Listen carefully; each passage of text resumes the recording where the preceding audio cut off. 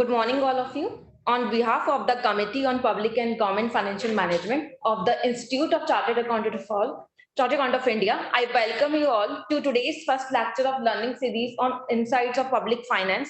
This web learning series is being organized under the theme of Azadi Ka Amrit Mahotsav.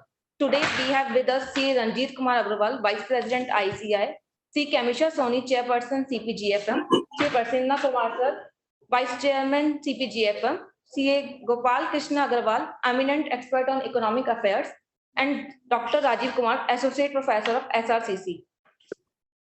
Managing public finance is vital to economic prosperity. Today's webinar will focus on overview of public finance, about Finance Commission and Niti Aayog. CA Anand Jain is moderator of today's webinar.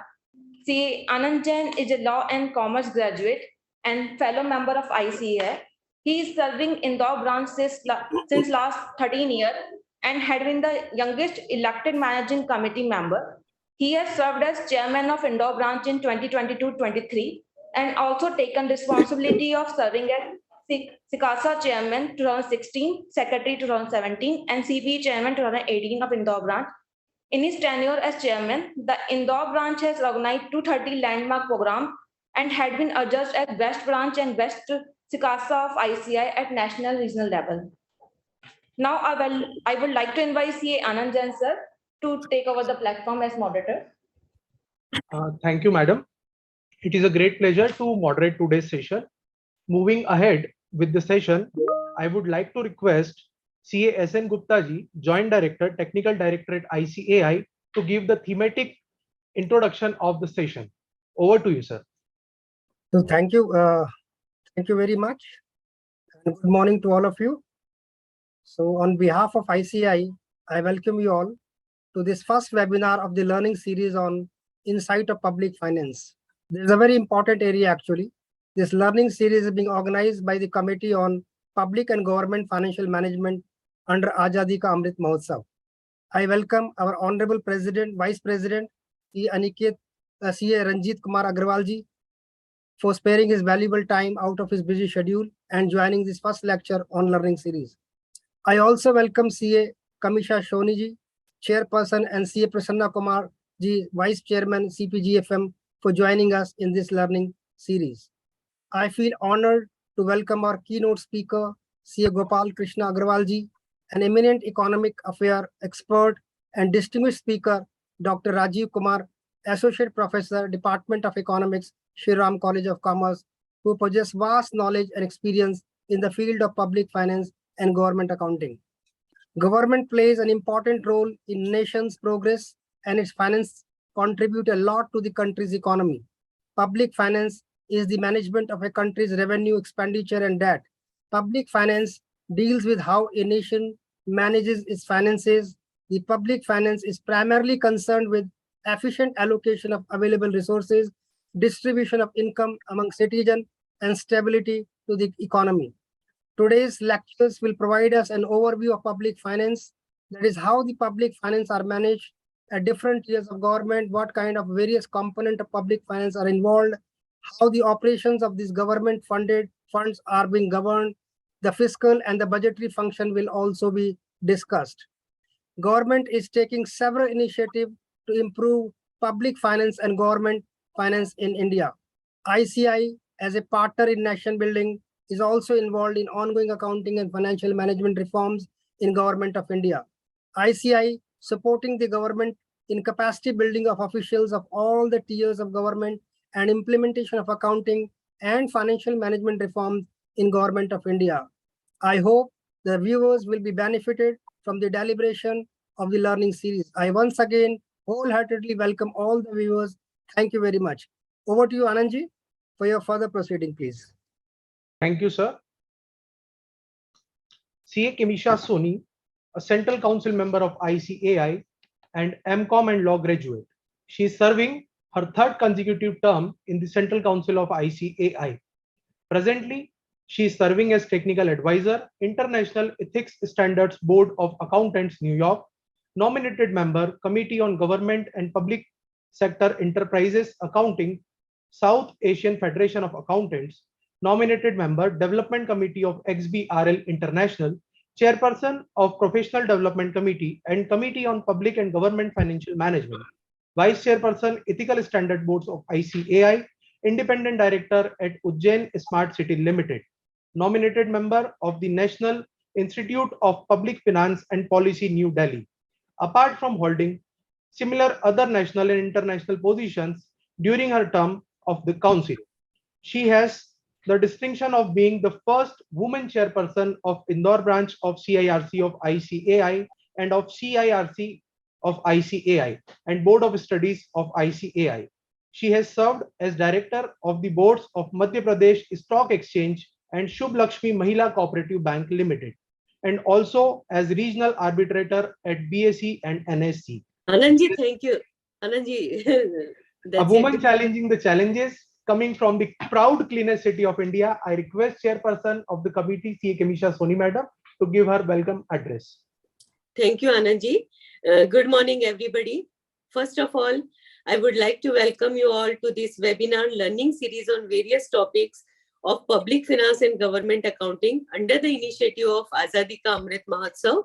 Today, we begin with the first lecture of the learning series on the topic, Insights of Public Finance. I welcome Honorable CA Gopal Krishna Agrawal ji, eminent expert on economic affairs, Honorable Vice President ICAI, CA Ranjit Kumar Agrawal ji, our eminent speaker, Dr. Rajiv Kumar ji, CA Prasanna Kumar D, Chairman PTC, SN Gupta ji, Vice Moderator CA Anand Jain, and all viewers for joining in the inaugural session of the first lecture of the learning series. First of all, along with you, all of you, I would like to congratulate our, in absentia, our President and Vice President ICIC, Ranjit Kumar Agrawal ji, as ICI has been conferred with a Green Ribbon Champion Award for its commitment towards sustainability. I would also like to compliment them for their thought process and dedicating the May 23 issue of the ICI Journal to public finance. Sir, we assure you that it would be our ingenuity to continue contributing to the journal to create more awareness amongst members and other stakeholders. I also extend a very warm welcome to our keynote speaker, CA Gopal Krishna Agrawal ji, eminent expert on economic affairs and an economic thinker, for joining his this learning series. He has taken several initiatives to secure Jaladhikar for all, like establishment of Sur Sarovar Prakritik Adhyan Kendra, Jan Se Jal Ki Baat, awareness program to keep Yamuna clean, revival of numerous water bodies, and much more. I am grateful to him for agreeing to share his valuable time and knowledge with us. Sir, on behalf of ICI, we welcome you. I also welcome our eminent speaker from Department of Economic, SRCC, Dr. Rajiv Kumar, Associate Professor. He specializes in public economics, environmental economics, international economics, labor migration, and today he will throw light on today's topic, Insights of Public Finance. I also welcome our moderator, CA Anand Jain, former Chairman Indore branch of ICI.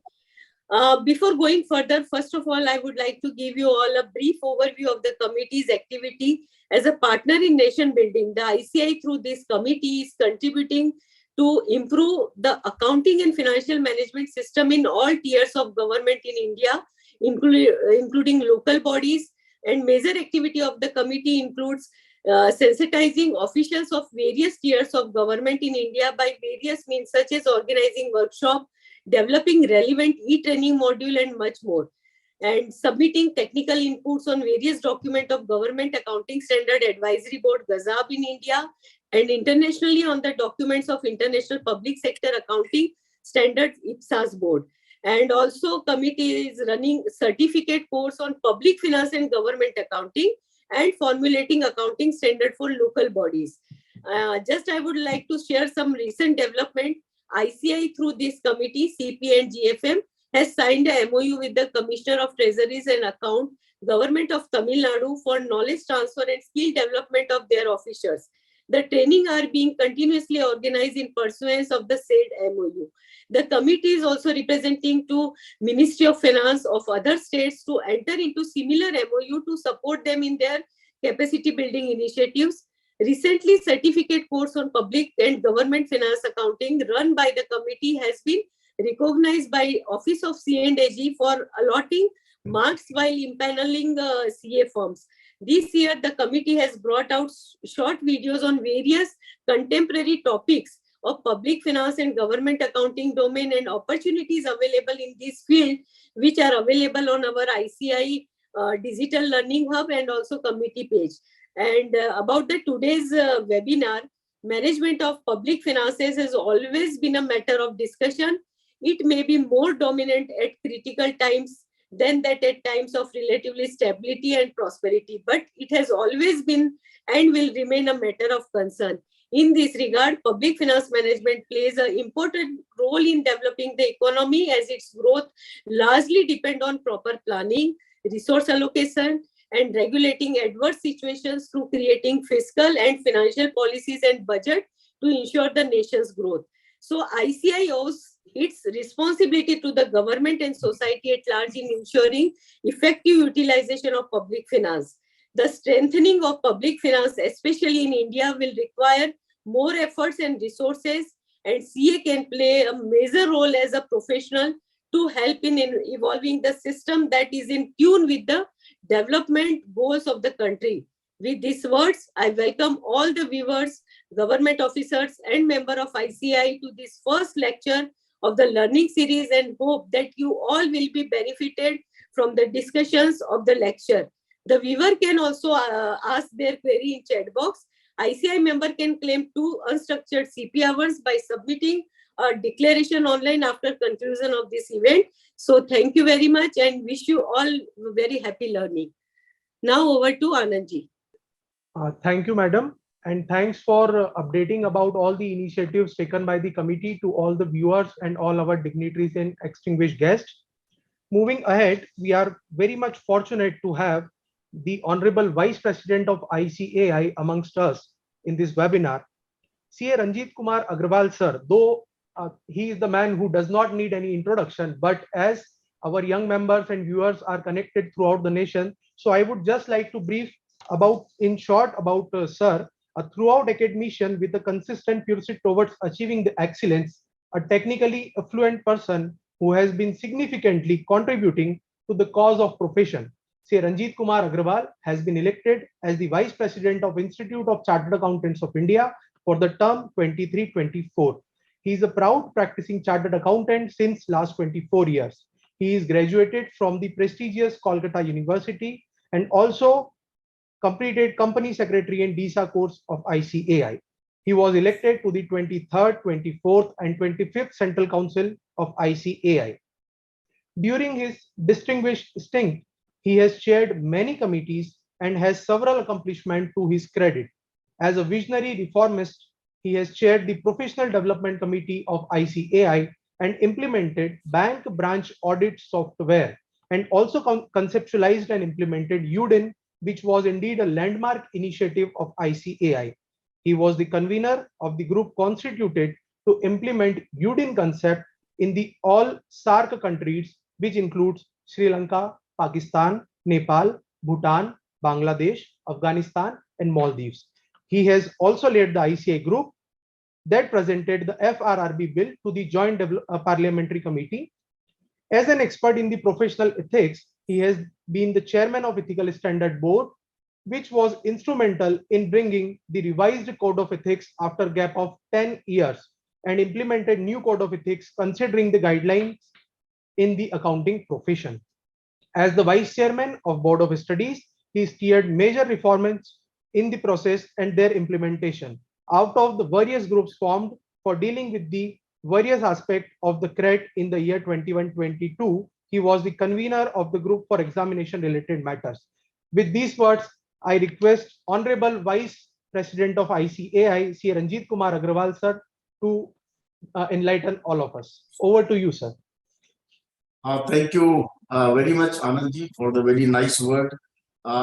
Very respected the chairman and the vice chairman, chairperson, vice chairman of this very, very important committee, Kamisa Soni and Prasanna Kumar. Very, very respected our own member, CA Gopal Krishna Agrawal ji, eminent writer, on economic affairs in various newspapers in general. I also go through various of your write-ups, sir. And very, very respected Dr. Rajiv Kumar, a professor SRCC, and our technical directorate, and all the viewers. Good afternoon to all of you. I think it's one of the most important webinar started by this committee on the insights of the public finance. And as rightly said by Madam Kenisha Soni, what are the various initiatives this committee is taking, you all are aware. But as far as this discipline of this public finance, which assess the quality and quantity of the government income and spending. And that's why this public finance, therefore, it's a physical institutions which talks about the tax system, expenditure program, budget procedures, stabilizations, instrument, debt issue, and level of government, etc.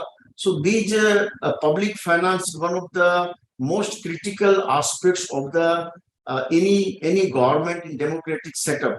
And if you go through the various highlights of the economic survey also, the center has increased the spending not only in the revenue side, but on the capex side. In the last 7 to 8 years, we have seen the steady growth on the spending in the capex has been phenomenal as far as the government spending is concerned. And that's why the long-term average of this GDP on capex, which was 1.7% in financial year 20, which has increased to 2.5% of the GDP in financial 2022, which shows the kind of visionary outlook the government has. Because if you have the capex spending in the government allocation, then you have the larger plan for the well-being and development of this country. As far as this physical deficit of this government also concerned, which has reached 9.2% to GDP during the pandemic 2021, which is now moderated to 6.7%, and the target is 6.4% in the next year. So the government spending on this physical side, as far as capex and revenue is concerned, that is the one part. But as you might be aware that in the same past, the tax collection, as far as GST is concerned, income tax is concerned, as far as this fiscal discipline, considering the insolvency and bankruptcy law started by the government to 2017 is concerned, all these are the parameters which has a which are a disciplined way of managing the finance of the public money and how the best utilization of this public money can be utilized for the well-being of this country people.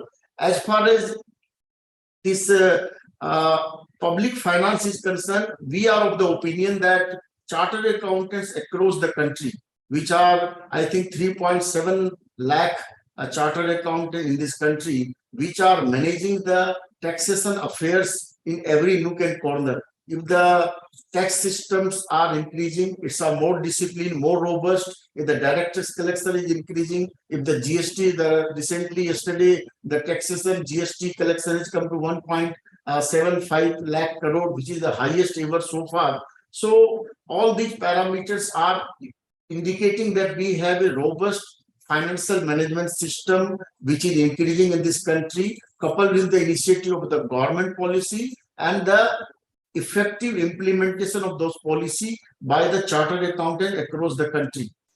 But what I feel that the kind of work this committee is doing as far as awareness of the financial discipline, the non-finance people, we are educating on the financial aspect. With the CAG, we are doing so much of work as far as financial system is concerned, so many certificate courses, so many awareness programs, all these things we are doing. But as an institute, we feel that if the India as a country has to be a more robust financial system in this country, we have to also think about the double entry system. If you draw the entire balance sheet of this India on this balance sheet, I think the kind of resources India has, the kind of fair value of all the resources of this country, India can be one of the biggest balance sheet of this world, the kind of resources we have. But this public finance and this double entry system, if they are joined together and we can have a more robust fiscal policy which can manage the public finance, I think India will grow in more exponential way, the way it is growing now. And the chartered accountant play a big role, not only in making awareness to the fiscal policy and financial policy, but also we feel as an institute, we should also help the government in having a more robust financial policy in this country, because the robust financial system of revenue and expenditure, and we are the auditor coupled with the proprietary audit done by the CAG, and we are authenticating and certifying the data of this country. And if we are giving our input in framing the policy, how this policy should be framed, how the more social sector schemes should be distributed equally to the marginalized and downtrodden people, that will be a more contribution of the ICI, and this committee can do a lot of work in this regard. And whatever we are doing, it's a phenomenal Kamisa Madam and Prasanna Kumar through this committee, and with the guidance of our very chartered accountant economist Gopal Krishnan ji and Raju Kumar ji, if you can also guide this committee to help the government in framing the prudent fiscal policy, that will also help the ICI to be a more partner in nation building. With these words, I compliment this committee, Kamisa Soni and Prasanna Kumar, for very well starting this learning series on insights of the public finance. And one more point also would like to tell you that Institute has also started to have a digital financial literacy, how entire country people should be more prudent on the financial literacy of this country. That project also Institute is doing, so that the finance, the fiscal aspects, the basic parameter of the knowledge of the finance should be made aware to all citizens of this country. That drive also Institute is started with the help of the skill ministry of this country, so that the financial aspect, the digital aspect, the basic knowledge of the finance should be made aware to all the people of this country. So with these words, I compliment this committee, and I wish all of you a best of luck for this new series of the webinar on public finance. Thank you very much. Thank you, sir, for your great words of wisdom. We as ICAI have proven ourselves to be the true partners in nation building, and our journey will grow like this way only. Moving ahead, our Honorable President, Sir C. Aniket Talati, was about to join the session, but due to the DC proceedings, he could not join. So moving ahead, for the keynote address, we have amongst us the eminent expert on the economic affairs, our own member, CA Gopal Krishnan Agrawal ji. He has done his postgraduate in MA Economics and graduated in BCom Honors.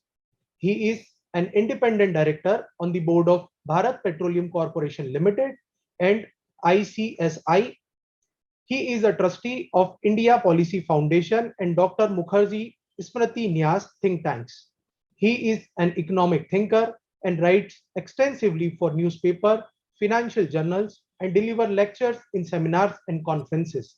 He has co-authored a book, Water, an Element of Life, Price Sensitivity and Consumption by the Marginalized, published by Bloomberg India.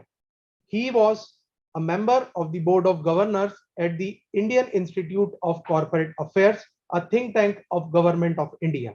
He was a member of the Task Force on MSME of the Ministry of Finance and former director on the board of Bank of Baroda and Northeastern Electric Power Company Limited.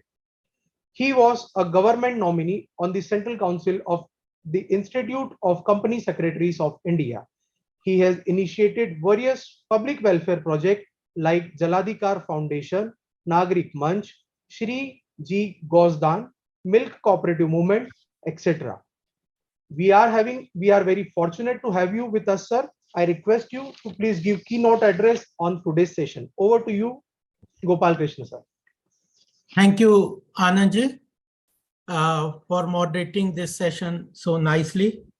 I would like to thank the committee, CP and CFM, for organizing this program, and would like to congratulate Prasanna Kumarji and Kamisha ji, and even Rajendra Agarwalji, Vice President of the Institute.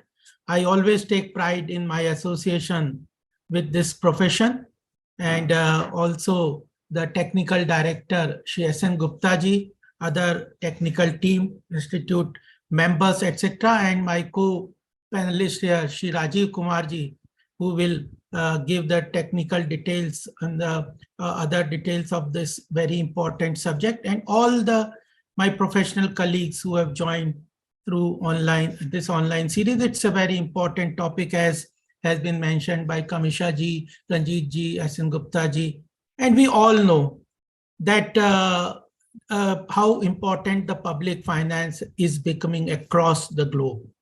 And at the same time, when the government, state and center are coming to this expectation that public finance is the subject which requires expert knowledge, and it has to be from the professional, it has to get the professional input. So this topic or this domain provides an ample opportunity for all our business, our professional colleagues.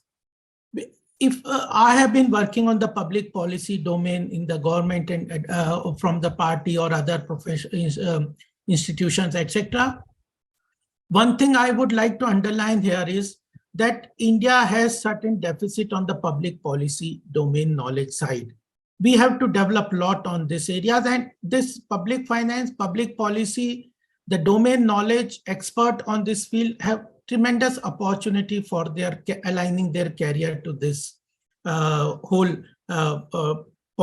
area. And I think surely our professional colleagues will rise to it.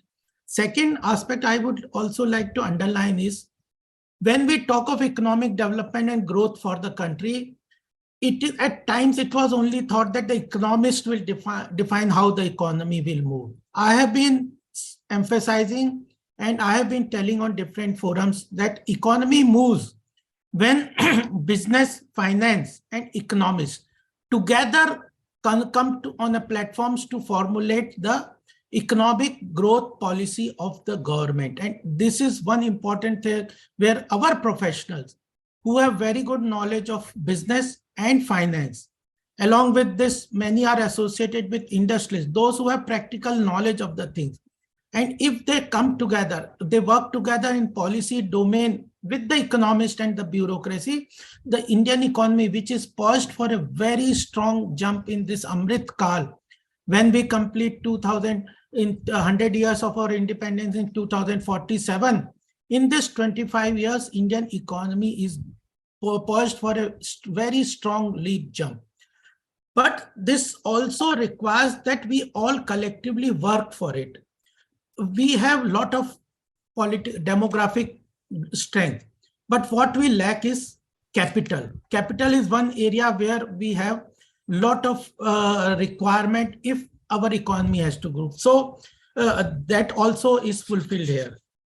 On this subject, I would like, with this background, I would like to say that there are three aspects, because this is a professional technical seminar on insights we want. I would like my colleagues to focus on two, three important aspects on this arena on public finance and public policy. One is the basic is the constitution. Majority of the power which the center and the state derive for public finance is through the constitutional provisions. And we should all get acquainted with these are article from 266 to almost 293. These are the chapter 12 of the Constitution, which deals with finance, property, contract, and suits. This important area defines majority of powers which the states and center derive for managing public finance, and how the expenditure will be determined, how the states will go for what expenditure they have to allocate. And in this, the Schedule 7 is also very important, which defines the responsibility of the state. What is the responsibility of the service delivery? Because we are, as a nation, our constitution defines the government as a welfare state. The constitution puts the responsibility and onus on the states and center to deliver the welfare of the people, and therefore it is divided under the Schedule 7. What areas have to be delivered by the state? So list 1 is the union list. List 2 is of the responsibilities of the state, and the third is list 3 is the concurrent list. So the Constitution from 266 to 293, the chapter 12, part 12 of the Constitution defines everything. We should be very much acquainted with this if we want to take this as a career. In some of the important areas, constitution article provisions also, I'll not go into big detail because now it is a digital world. Anybody can get access to what are the provisions of this, but there are certain important articles, whether it is 274, which defines about the agriculture, what are the states, what are the revenue sources, which specifically are within the domain of the state, how agriculture income is to be taxed, which cannot be taxed by the center. Even the new found amendment under reform of GST is clearly coming from 279. The most important part of our public finance is, as has been mentioned in your insight bullet points, which are important, is about the Finance Commission. It is a very robust institution that has been built under Article 280 of our Constitution.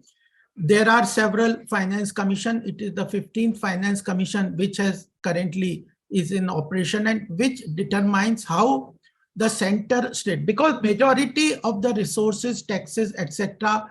in our federal structure come to center. And with implementation of GST, even indirect tax, in addition to direct tax, is also coming to the center, and then it is distributed through the center to the states. So Finance Commission determines what are the important areas, how that central resources have to be distributed, and that is also very easily available on the internet. We should get into the what are the recommendations of the Finance Commission, and there are this is the 15th Finance Commission. We can also easily get a summary of what recommendations were there by the earlier Finance Commission, but slowly and slowly, more and more funds are being devolved from the center to the state. Earlier, what the center was doing was devolving, in addition to direct devolution of the center taxes resources to the state, they were setting up certain tied schemes which were particularly specified for some particular project, etc. I give you one example. Was earlier they were saying that you have to put up, the center will provide assistance to the states in the form of submersible pumps, etc., or hand pumps, etc. And where there was glut also for the water, there also the same schemes was being implemented. So slowly and slowly, our government over the last 8 or 9 years has moved from two important reforms that have been brought into the public finance in the delivery mechanism at the center, is that we are moving away from specific tied schemes, etc., and funds are being allocated directly to the states, and the funds which certain scheme, majority of schemes are being the funds to the beneficiaries are being allocated through direct benefit transfer. This is creating an efficiency in governance. This is creating the targeted delivery of the schemes, and this is also reducing the leakages. We know that earlier important Prime Minister of the country has said that a lot of funds is being lost in the delivery mechanism. But over the last 9 years, the reforms like direct benefit transfer, Jan Dhan account, tying various schemes to the targeted delivery through these schemes, etc., collecting data from the state, proper data of the eligible persons. Even the schemes like aspirational district, identifying aspirational districts and making the administrative, their collector or DM responsible for identifying the eligible persons in their areas, connecting them to those schemes, and then ensuring that they get the benefit of the various schemes. So efficiency in the governance, blocking of the leakages from the system have resulted in huge benefit reaching directly in a targeted manner to the people from the center. So center has taken continuous reforms process in the welfare of the state through plugging of leakage. Another important initiative that the center is doing, and where our professional colleagues are very much involved, whether it is on the side of collection of the taxes. The collection of taxes has also been made efficient through incorporating digital transactions, like online implementation of all tax collections under the GST. We have seen yesterday only a figure came that GST collection of GST has increased to 1,87,000 crores. That is highest in all-time high in 1 month, and it has been consistently increasing. And this is at a time when in 2016, when the GST Council had recommended that the central government should implement about 15 to 15.5% of net revenue neutral tax rate under the GST, and RBI report says that the revenue neutral rate has at present been reduced to 11.6%. So indirect tax has been reduced under the GST. Direct tax also over the whether it is corporate tax or corporate tax, cooperative tax, startup ecosystem has been drastically reduced. For cooperative and the startup ecosystem, it is 15%. For corporate tax has also been reduced to around 25%. Even there also direct tax collection has increased manifold. So the leakages from the resource collection mechanism through digital transaction, online implementation of scheme, virtual assessment, etc., payment of taxes, etc., have also increased efficiency from the center side. What I would like to mention on the other point is that when the central government is working on a push model, that the department has to identify the people who are eligible, collect them their data, and connect them to the schemes, and the center transfers the welfare benefit to the states, to the beneficiaries. What we call is a push model. In this push model, the states have a major role to play, because majority of our social welfare schemes have to be implemented through the state. The last mile connectivity to all the welfare schemes, whether from the center or even from the states, have to be provided by the state government. So the important, I have been working with different states, etc. We find that at times, if the states do not provide proper data and they do not collect the proper data of their population, eligibility, beneficiaries, even like land records or their bank account in Pradhan Mantri Kisan Samman Nidhi, there are examples that some states are not able to provide the data of land records to the central government. So when the central government want to transfer the funds to the state government of beneficiaries directly to farmers, if it doesn't have proper land records or eligible person's bank account, it cannot further move to the beneficiaries account, move the money to the beneficiaries account. So the state government in their role have to provide an efficient data. One example I would like to give very important data, that if the state government, which are responsible for providing efficient data to the center for beneficiary schemes to reach to the common man, that PM Kisan Samman Nidhi, the penetration from the center about this is 94% in Karnataka. That is in Madhya Pradesh, it is 99%. But the same thing in Kerala is only 56%. The only problem was that the data collection and provision to the center about the land records or their bank accounts, etc., there was a lot of gap in that, and therefore the funds could not be transferred properly.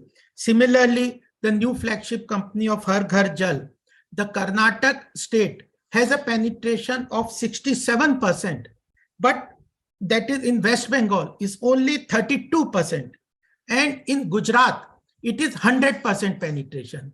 When the center has announced a scheme, it is the criteria of eligibility is there. So the states have, if they want the welfare of their people, they have to align their activities with the center, where Ranjit Kumar ji told about that double engine sarkar. Also, the important is that align their activity, provide proper data to the center, and then the welfare schemes will properly reach to the people. So this was area where I wanted to underline that efficiency in delivery mechanism, efficiency in the collection mechanism, the initiatives of digital transactions, online direct benefit transfer, etc. If the center and states align with proper collection of data, the welfare of the people of the country becomes extremely efficient.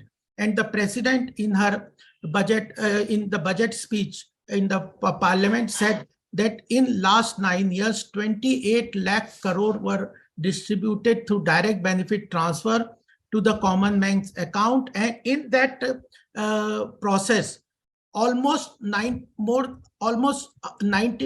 99% of funds have been efficiently transferred to the people. So there is a big difference in a delivery mechanism. On the third thing that I wanted to tell about the Finance Commission. The states we have a federal structure where the states are also playing an important role, etc. The devolution on the Finance Commission has clearly given their criteria, and those criteria should be very, very well understood by our professionals.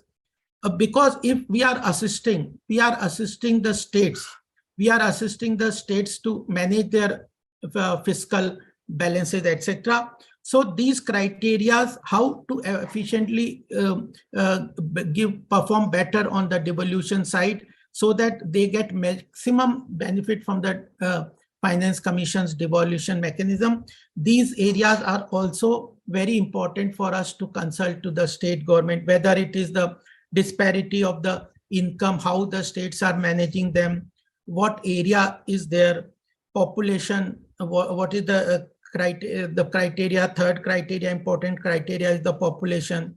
Then where the states can perform better is about the demographic performance on mortality rate, gender ratio, or birth control, etc., population control, the forest cover and ecology, and tax efforts. So if the states perform well on these criteria, they can provide proper data to the center. Their devolution or money that they get from the states will also efficiently be improved. And in this Finance Commission 15, when I was going through this Finance Commission report, it has recommended an independent fiscal council, where I think, sir, Ranjit ji and Institute can do a lot of work if we can push the government to implement this fiscal council, because it has clearly recommended that adoption of standard-based accounting and financing for the states. So it has said that the state government should move their accounting. We know that they are single entry accounting is there, and the center is only accounting not on the asset creation, but accounting on expenditure basis. And it is not a very efficient way of accounting for social welfare benefit to percolate to the common man. So a lot of work can be done. I know that Institute is doing a lot of work in this area, but state governments further can be encouraged to adopt this further, so that they can get a better share of from the center. And accrual based accounting is one area that also has been reported by the Finance Commission to be implemented. And it has said that off budget, earlier one area where a lot of leakages was happening at the state and the center fiscal responsibility was the states and center were resorting to off budget borrowing. Like we saw that oil bonds, they were neither incorporated into the expenditure of the a center or the state, and they were just not, even the corporate sector was not incorporating them into their balance sheet, and they were postponing the fiscal responsibility from the center and the state. Same way was about the warehousing, food corporation and warehousing corporation, that they resorted to a budget borrowing of 2 lakh crores, and it was not incorporated into the budgetary provisions of the center. So over 2-3 years, the central government has moved towards coming out of off-budget borrowing and incorporating every borrowing in the budgetary figures. And the Fiscal Council has also recommended that the states should not resort to off-budget borrowing, because this is one area where a lot of fiscal leakages can happen at the state. And if the state, we are working in a federal structure where competitive federalism is working. In 2017, when I am working with the UP government, in 2017, when the government changed here, the state was was called a Bimaru state, with such a large population, large area, good resources. Still, it was considered as a Bimaru state. In 6-7 years, through the efficient governance and putting up a focused approach, in 2022, when the Global Investor Summit was held in Uttar Pradesh, the initial target was to attract 10 lakh crore of investment. But ultimately, the state government was able to collect 33.5 lakh crores of commitment. So in fiscal federal structure for competitive federalism, the states are now competing among themselves. The center is supporting and helping states to come out with a portal where they can put up their land banks, single window clearance. Ultimately, states are vying with each other for attracting FDI at the global level. So if they efficiently put up a system of single window clearance, putting up their land banks at the central portal for accessing for access of international investors, etc. There is tremendous scope for manufacturing sector. India is attracting a lot of investment into the greenfield project through FDI, even from international community. There are a lot of interest, and different states are competing among themselves. So state also have to work on these areas. So I think a lot of scope is there for this area to be developed. The scope is there for the states to do more for their development, compete with among themselves for FDI, come out with good fiscal responsibilities, etc.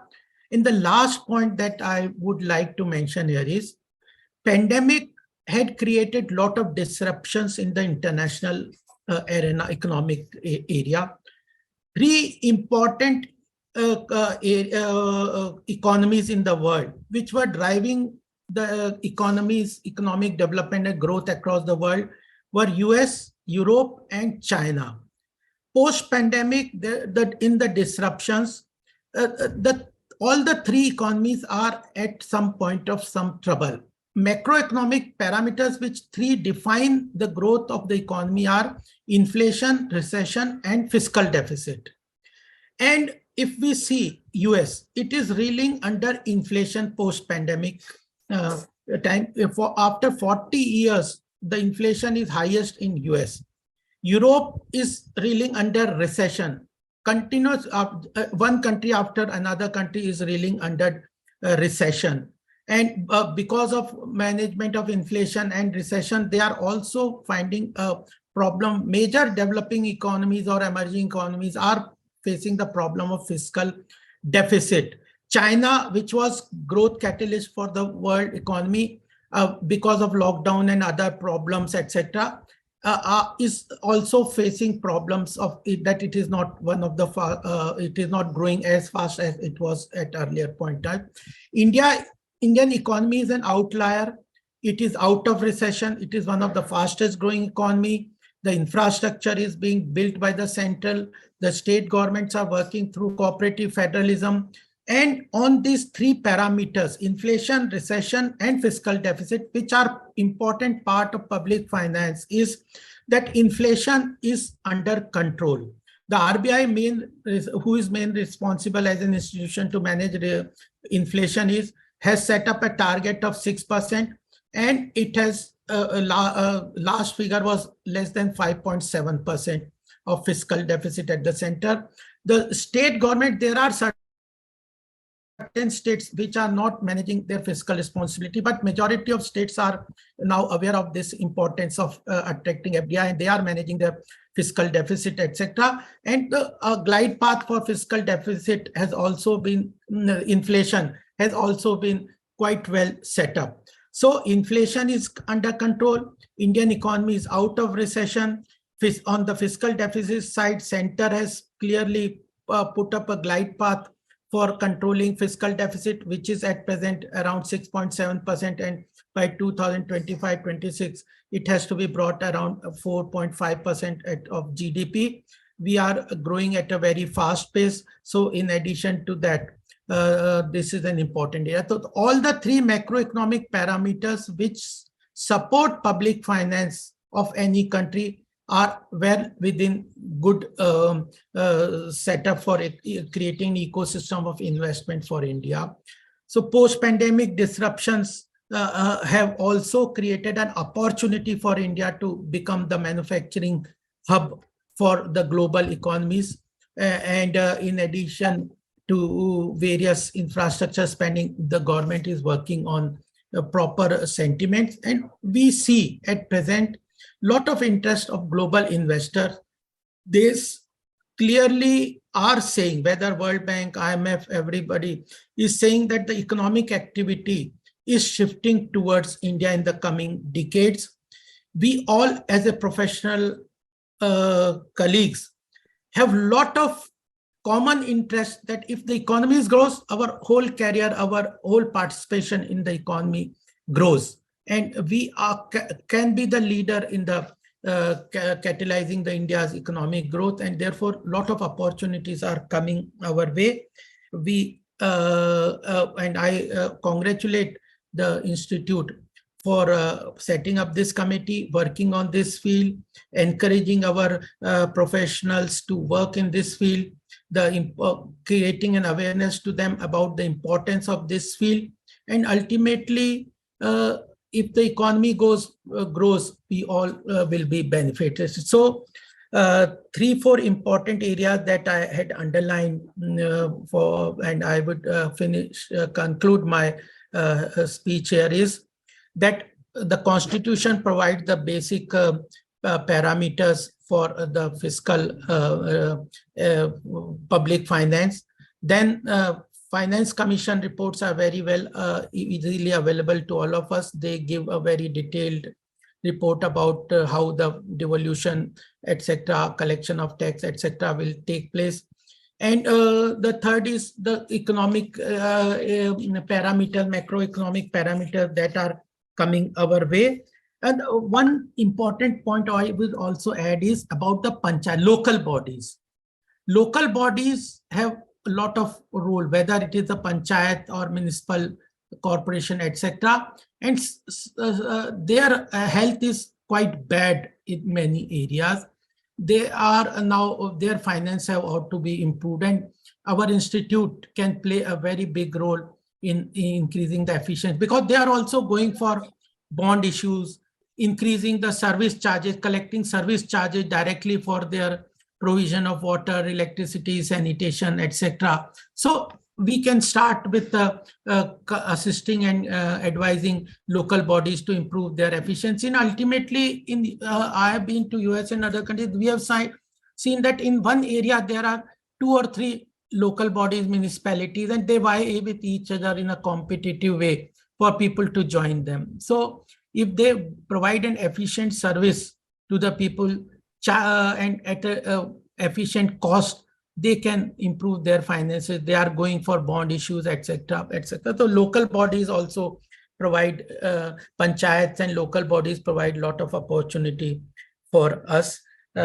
These were some of the important points that I wanted to put before you. And I thank the Institute and the committee for giving me this opportunity, and all of you for patiently listening to me.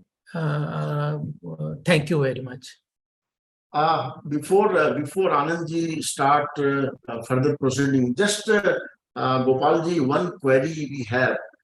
First of all, thank you very much for very nicely explaining the fiscal policy, the public finance, the government initiative, and how the role of chartered accountant can be done.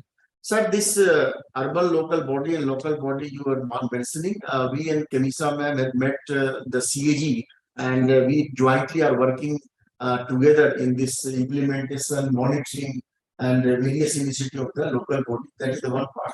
So one query we have, like we are in constant touch with the CAG and the other government department, that to have a physical prudence and to have an accurate assessment of the expenditure and finance and income of the government, and to have a actual assessment of the balance sheet of the government, we always insist on the double entry system or accurate basis of accounting in the government department. But somehow we feel the government departments are not interested to have a double entry or single entry system to be a more accountable. So what is your advice in this regard to a professional body like ICAI? What I think is that one thing is, in a democracy, the most important part is power comes from the people's demand. And people, when people, civic amenities, etc. For the civic amenities, as our education level of education, we are one of the country where we have the majority of middle income group people. So they are very much now conscious about the civic amenities and social welfare. So the thing is that we have to create an awareness on one thing. The issue of competitive municipalities also there that we can provide. I think we should talk to the Ministry of Finance also. Tell them that the local body, if they are efficient, ultimately fiscal responsibility from state cannot simply, center cannot push the fiscal responsibility. If the state government finances are not good, then the center will automatically not be able to meet its target. And then if the state also, then the local bodies finances is also important. So creating an awareness of this, meeting Ministry of Finance and Niti Aayog is one area that you have mentioned, that they can put pressure. And ultimately even the Finance Commission, the discussion on the Finance Commission is that social parameters can also be incorporated into the devolution process. And I've given you one example about West Bengal and Gujarat in Har Ghar Jal. People, in Karnataka also, I was moving yesterday only, I moved to many places. People are asking if the penetration of Pradhan Mantri Kisan Samman Nidhi is 94% in Karnataka. Kerala, they are asking why it is for the 56% only. In West Bengal, Har Ghar Jal, why only 36% of the population are getting the tapped water. So this kind of awareness is also coming up in the people, and ultimately in the democracy, the awareness, the importance of the public's opinion and is important, and at the both way we have to do, and even create a domain knowledge. I think at the ministry also, I have been talking about various people. They find that there is a lack of this domain knowledge in many of the things we have, but we have to also project that our this idea, because ultimately our profession was being identified as only accounting profession, auditing and accounting. Slowly this is changing. And when I said that we are putting up the issue that economic growth of the country, state, center, etc. can take place when business, finance and economics come together. So slowly this kind of awareness and a lot of brand building by the institute can help put up this area of Thank importance. you very much, sir. And we will be privately in touch with you for our further guidance in this regard. Over to Anand. Thank you, sir, for the wonderful deliberation. You have rightly mentioned the crux of this. Your speech was that there is a lack of domain knowledge amongst the public, the professional, or at the government official side. So, as an institute and a true partner in nation building, I believe that ICAI and this committee will be able to impart this knowledge through the drives. Thank you, sir, for coming and addressing all the professionals. Moving ahead, we have with us the Honorable Vice Chairman of the Committee on Public Finance and Government Financial Management, C.A. Prasanna Kumar, sir, who is a Central Thank you, Council. Anand. Anand, I thank you very request much. you, sir, for the vote of formal vote of thanks. Yeah, thank you. Most respected C. Ranjit Kumar Agarwalji, Honorable Vice President of the Institute of Chartered Accountants of India, and the keynote speaker, C. Gopal Krishna Agarwalji, and the speaker, Dr. Rajiv Kumarji, and the chairperson of the CPGFM, Madam Kamisha Soniji, and other viewers, the participants in the program. So, good afternoon to all of you. It is my proud privilege to propose vote of thanks for this first ever learning series on insights of public finance. Friends, this is the first of its kind where you've got a platform where the knowledge transfer can take place as far as public and government financial management is concerned. Bits and pieces you have got everywhere. Bits and pieces you have got publications also. Comprehensively, if at all there's one platform, the first time that has been started by the Institute of Chartered Accountants of India. And this is the brainchild of Madam Kamisha Soni, who has got enormous knowledge in entire public and government financial management. She has deliberated this particular, public finance management with various stakeholders, including the government and the, intelligentsia also. And she started this particular program by discussing with various stakeholders also. Honorable Vice President, sir. So he is, I always say, it has been introduced that is the father of the union. He's father of the union, but any topic he speaks, so there will be value addition there. Anywhere he speaks.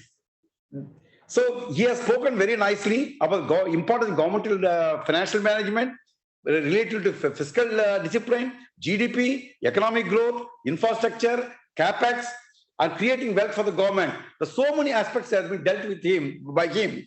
And in fact, and he has also mentioned very nicely the government financial management is directly linked with accounting for the government, where the accounting reforms are also required. That's the way he has taken us through the entire subject. And he,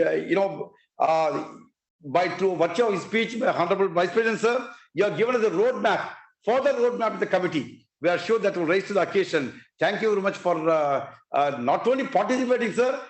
I never thought in the beginning that will be staying till the end and also raising a query to the keynote speaker. That's all the interest that you have shown in this particular program. Thank you very much, sir, Vice President, sir. Sir Gopal Krishna Agarwalji, today, this is the first time I'm hearing you, sir. Probably most of the speakers are hearing, most of the viewers and participants are hearing you for the first time. We are proud that you are a chartered accountant, having such a great knowledge in the economy and in the fiscal management. Great, sir. We're really proud of you, sir. We have learned a lot of things from you, and you have taken us through the need of the chartered accountant in the fiscal management and in the economic, in framing the economic policy. That is where the entire thing starts. And he also mentioned the importance of the business finance. Those who have got knowledge in business, those who have got knowledge in finance, they play a vital role in framing the economic policy at par with the economics of this country also. That's a very good message you have given, sir. You have taken us through the Constitution of India and the government schemes. What are the schemes? There are thousands of schemes are there, how they are accounted, and how the efficient financial management leads to the results, particularly quoting about the BIMARU states, what you have quoted.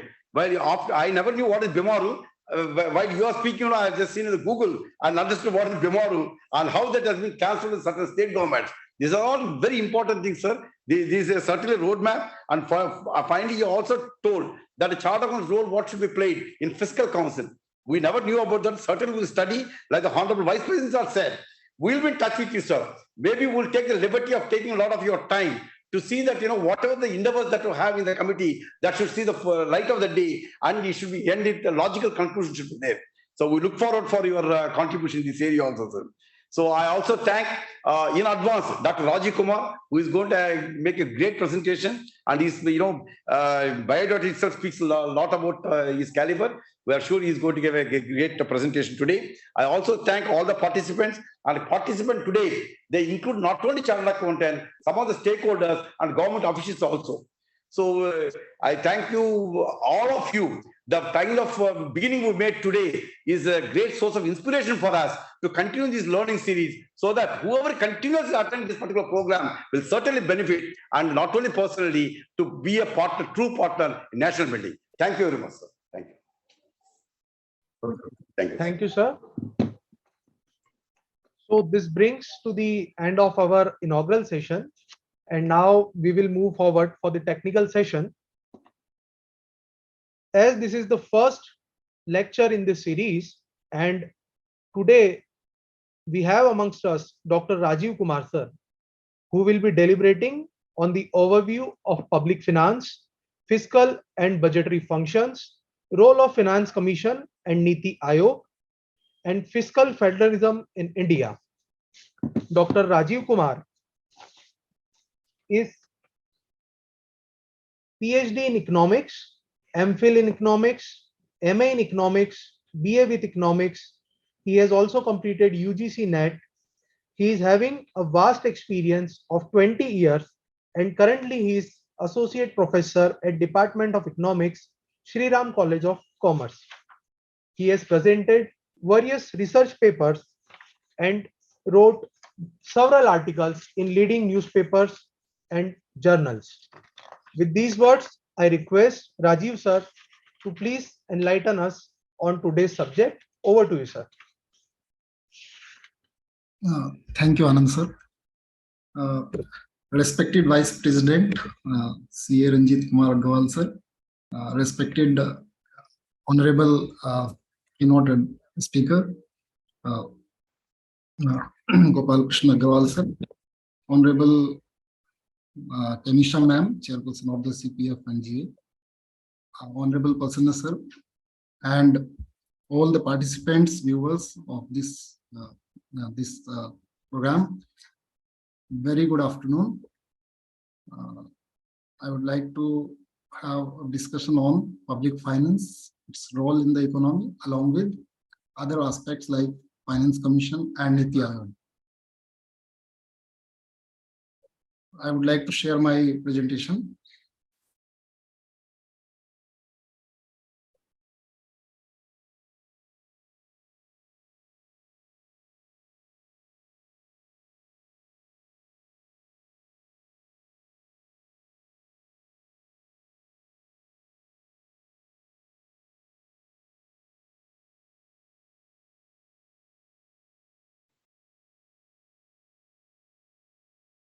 Okay, I hope the presentation is visible now on the screen.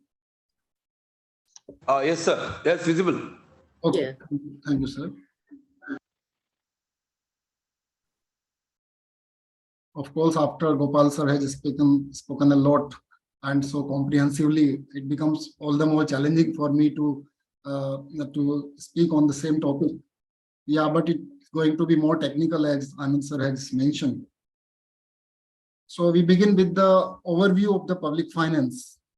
We know that there are definitions given by various scholars and professors. But basically, what exactly public finance means, it is about the finances of the government, as it has been mentioned previously in the session, that it is about the finance, it is about the management of the finances of the government of all the levels, like central government, state government, and local bodies.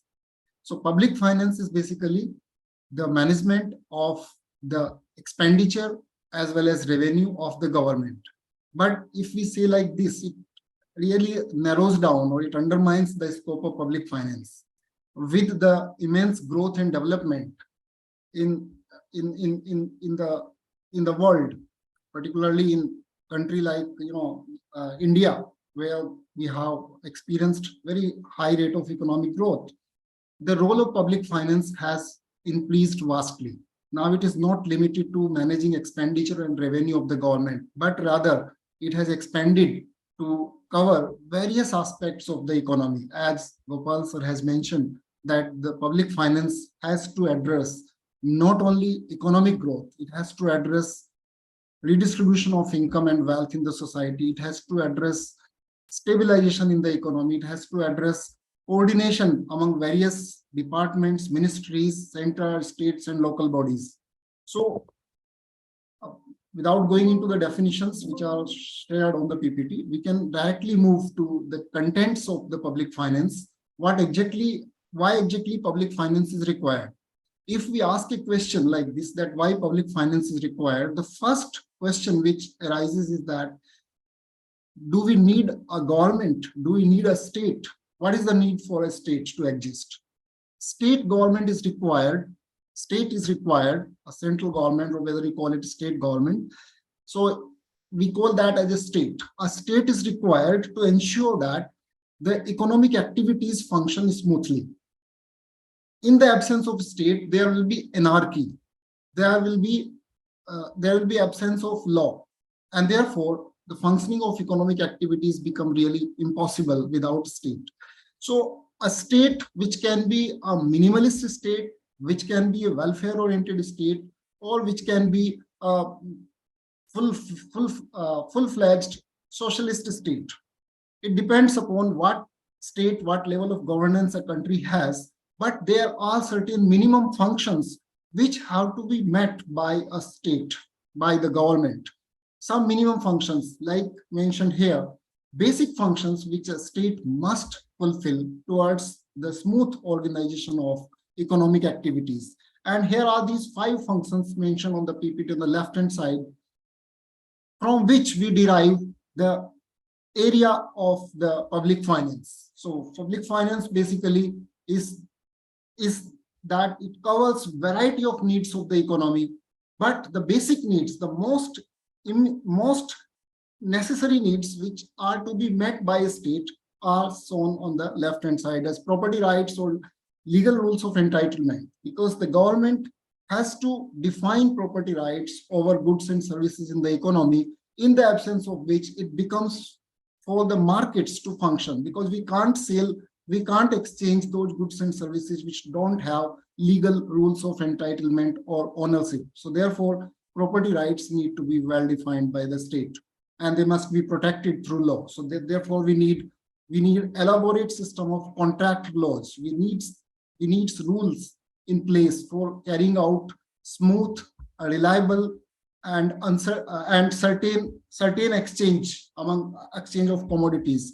In the absence of contract laws, in the absence of rules of exchange, it becomes really uncertain to carry out trade and business in an economy. Apart from that, we need criminal law system, we need police and legal system, we need defense system, just to ensure that our private properties, our businesses, our economic activities are protected from various sort of problems like criminal activities, or they are protected from attacks from foreign countries, like in the medieval times we had faced. So the government must also provide elaborate criminal laws, elaborate police and legal system to enforce the laws. We need we need a solid legal system, judicial system, and then we need a solid defense system as well. So for these 5 basic needs, the government must raise enough amount of revenue through various sources of income. What sources of income? Like tax revenue and non-tax revenue.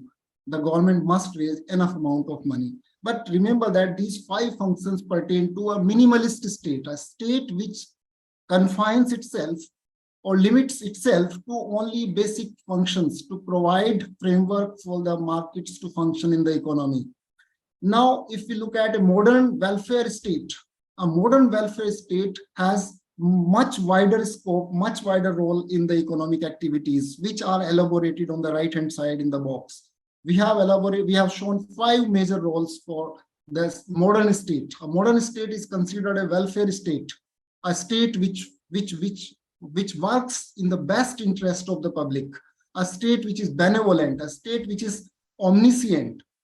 A state must function to enhance or to maximize the welfare of the society.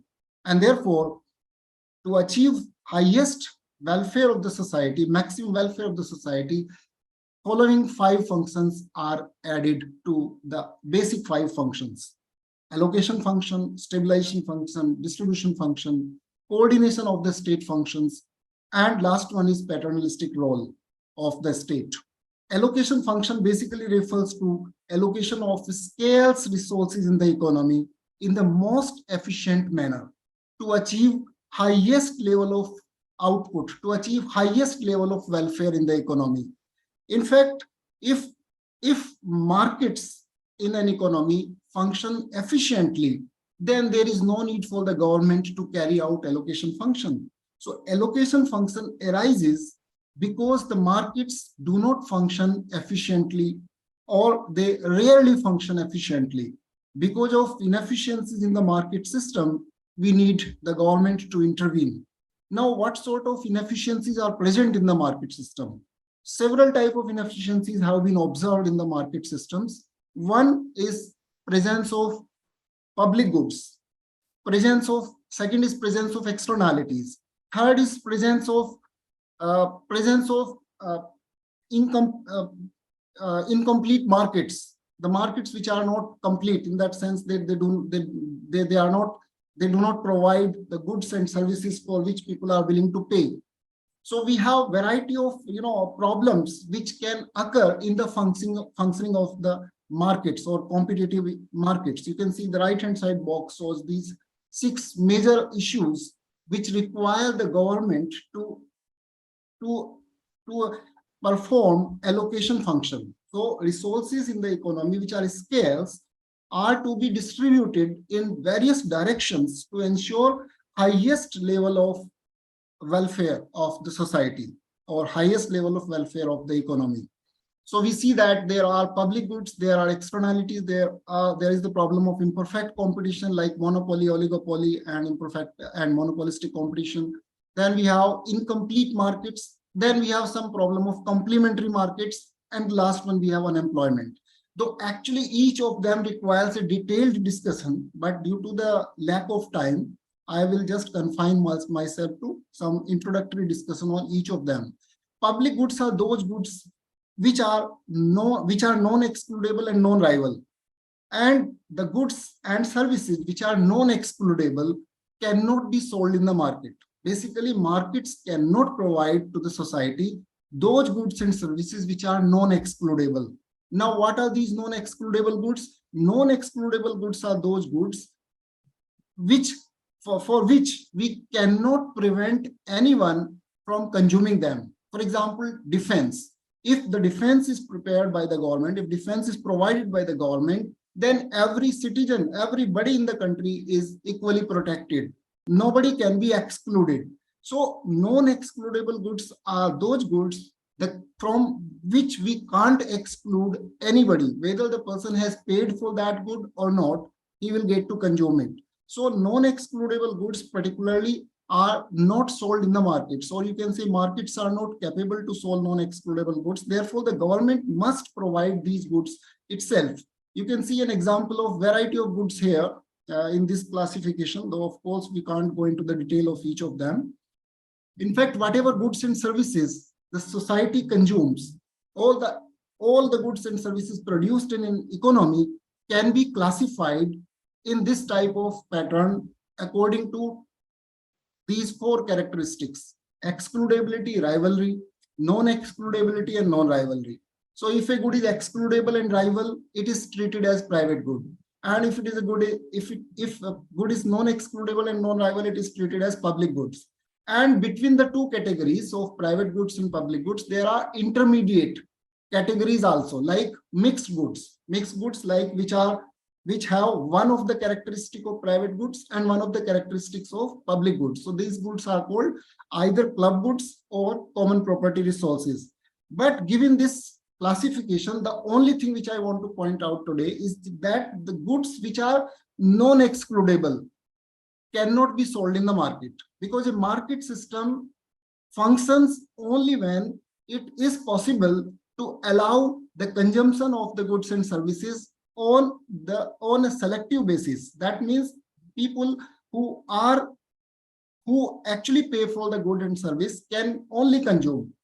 But that does not happen in the case of non-excludable goods, because everybody get those goods and services which are non-excludable free of cost. So nobody will buy them from the market, and therefore market system does not function for public goods, and therefore the government need to carry out allocation function and divert some of its scarce resources in the production and supply of public goods or non-excludable goods which cannot be sold in the market, like defense. Then we have within allocation function, we have another problem which the government addresses, is externality problem. Externalities occur where actions of one entity may mean here a firm or an individual. Actions of one entity affects the utility or the profit of another entity directly, then there is an externality. Such problems are often encountered in the functioning of economy. Markets often suffer from the problem of externality. Externalities are negative externalities as well as positive externalities. Externalities are in consumption, externalities are in production, and each type of externality results into a type of inefficiency in the functioning of markets. The markets, when face externalities, do not deliver efficient outcome. However, markets, when do not face any problem, they deliver efficient outcome, and there is no need for the government to intervene. But when there are public goods, there are externalities, markets underperform or markets do not exist. For example, as I said, that for public goods, market do not exist. For externality, in the presence of externalities, market can still exist, but there will be inefficiency in the functioning of these markets. So what sort of externalities can be there? You can see some of the examples of externalities are present here. Some externalities are negative, while some externalities are positive. Negative externalities mainly are pollution type of externalities. Pollution coming from variety of activities in the economy, maybe production, maybe consumption, transportation, or other activities. Like, so economic activities often generate pollution, and that pollution causes harm to everybody else in that area. So in a metropolitan city, if vehicles cause a lot of pollution, then everybody in the city is affected from that pollution, and there may be health damage. There may be damage to buildings, there may be damage to environment, there may be damage to other species than human beings. So pollution causes damage to everyone in a number of ways, and therefore it is considered as negative externality. Uncontrolled markets will cause excessive amount of negative externalities, and therefore excessive harm to the individuals, to the other species, or to environment or buildings, etc. On the other hand, positive externalities are those externalities where actions of one entity causes positive effects or benefits for other entities without anything in return. For example, a beekeeper and orchard owner located side by side. Beekeeper gets benefit from orchard owner, while orchard owner gets benefit from beekeeper. Vaccination for contagious disease like COVID-19. So if one person gets vaccinated, he not only reduces chances of getting COVID for himself, but also for others in whom contact he comes. Similarly, TB vaccine, polio vaccine, smallpox vaccine, all are examples of positive externalities. Education and research is another example of positive externality, where the benefits of education are not obtained by the individual himself, but the benefits are spilled over to the society.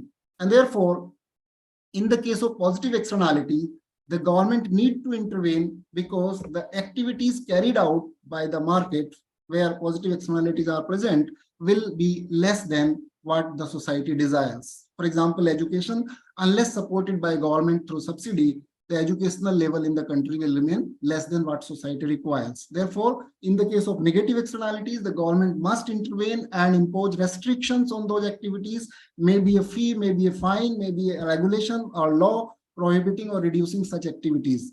And in the case of positive externality, government can provide a subsidy, government can create incentives in indirect forms to enhance such activities.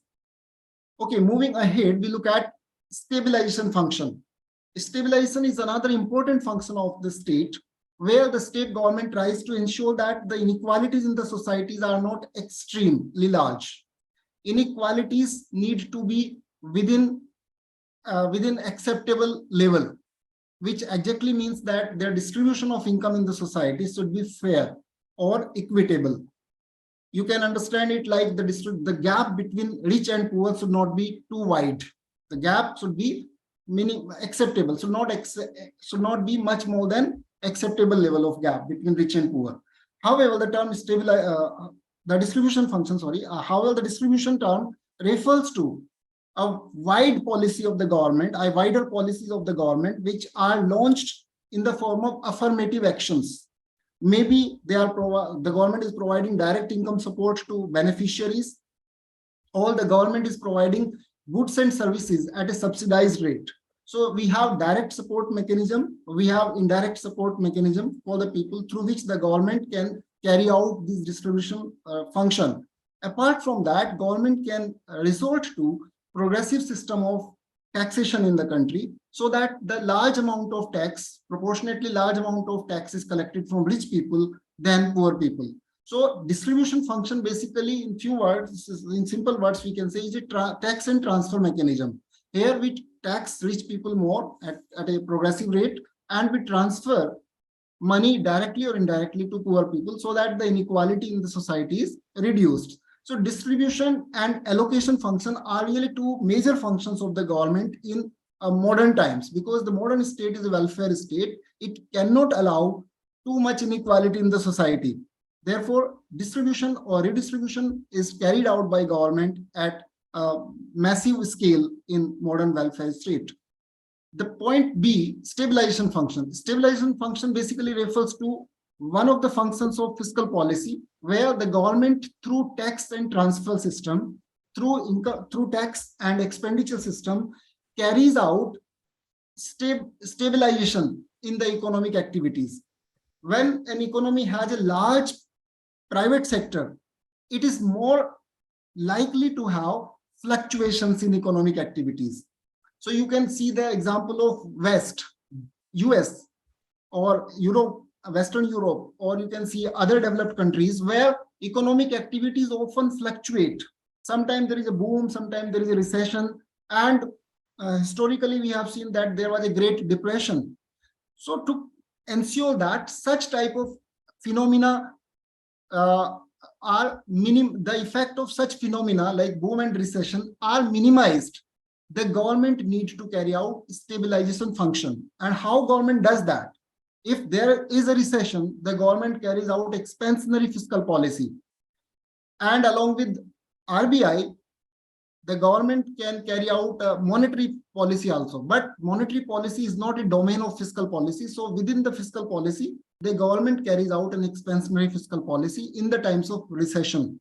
And if there is a boom, the government carries out a contractionary fiscal policy, where the government reduces its expenditure and it increases the burden of taxes on the private sector. So the whole idea is basically to manage aggregate demand and aggregate supply in the economy to maintain stability in the economy. And the next is coordination of the state functions. State functions, because the government today carries out multiple activities.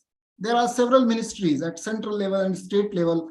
There are different layers of the government in a quasi-federal system like in India. So there is a need to maintain a coordination among various ministries, various departments of the government, and among central and state government and local bodies. So there is need to have a coordination. This coordination can better be addressed through public finance, through the functions of the government. So budget is a tool in the hands of the government through which it can carry out a coordination among various functions of the state. For example, there are first three functions A, B, and C. How to maintain a coordination in between these three programs, because each of them, like allocation, stabilization, distribution, each of them is dependent on the other. So they are interdependent. allocation, stabilization, distribution, they are interdependent. Therefore, there is need to have a coordination among the first three functions. Or there is a need to have a coordination among various ministries, departments, or coordination between center and state, etc. The last one is paternalistic role of the government, which requires the role of public finance. Here, paternalistic role is very simple to understand. The government being benevolent, government being welfare state, it takes care of the people. It takes care of the people like parents take care of their kids. So some of the interventions of the government in the economy are straight away in the form of paternalistic interventions. Like the government sometimes orders all the bike riders to wear helmets. Government asks all the car drivers to have, airbags or seat belts. So these are such, things where the government behaves like parents. Government just dictate its, law on the public. Another example can be banning of narcotic substances. Narcotic substances are banned because we know that even the well-educated people fail to take right decisions sometime in their life, and therefore the government needs to correct the behavior. So banning of narcotics, or in some states banning of alcohol, etc., are based upon paternalistic role of the government. Moving ahead, I would like to have a brief discussion on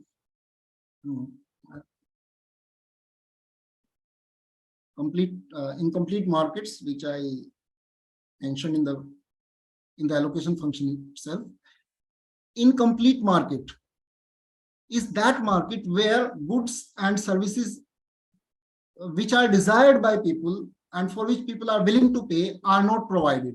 I mean, if, for example, somebody is looking for an insurance for against flood, or somebody is looking for fire insurance, crop insurance, or somebody is looking for an unemployment insurance, then we don't, or we rarely find insurance companies providing such insurance policies. So there is a problem in the functioning of particularly insurance and capital markets. There is a problem in the functioning of like used car markets. So we have a problem of asymmetric information. We have a problem of moral hazard. We have a problem of adverse selection. So these problems add to the incompleteness of the market. A market turns out to be incomplete when it does not provide a good for which people are willing to pay. I mean, I want to buy something, I am willing to pay whatever the market demands, but I'm not getting that good. So it is incompleteness of the market. Or you can say it is the case of missing market. The market is not present. You can't have a market for unemployment insurance. Okay, so a firm looking for an insurance to protect its profit. Okay, a firm is looking for an insurance policy to protect its profit. Doesn't get such a policy, even if the firm is willing to pay as much premium as the company demands. But still, no insurance company is willing to provide such an insurance policy to a firm. So what sort of problem is this? This is incompleteness of market. You can think of student loan programs. Do you think that students in the country get loan to pursue their social science studies? Hardly banks are willing to provide loan to students to carry out non-professional type of courses. Even in professional courses, hardly students are able to get loan unless they provide adequate collateral. So here is the role of the government to ensure that markets arise in those areas where they are not present, like insurance sector or loan sector, banking sector. The market should be developed through the intervention of the government, or you can say the government need to correct incompleteness of the market in different sectors.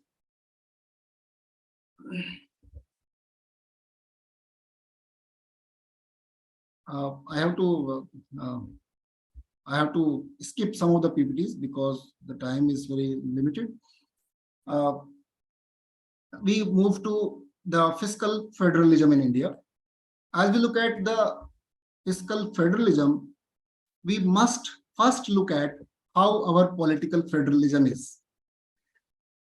The word federal system refers to a system of governance where we have a federal government at the center and we have sub-federal government or state governments or provincial governments. Okay, so like in US, we have a federal government and we have several states. But in India, we have a similar pattern. We have a central government, and we have 28 state governments, and we have 8 union territories at present. Apart from that, our structure of the governance is 3-tier structure, where we have local bodies also.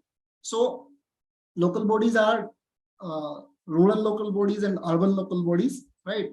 We have 3-tier structure within the local governance.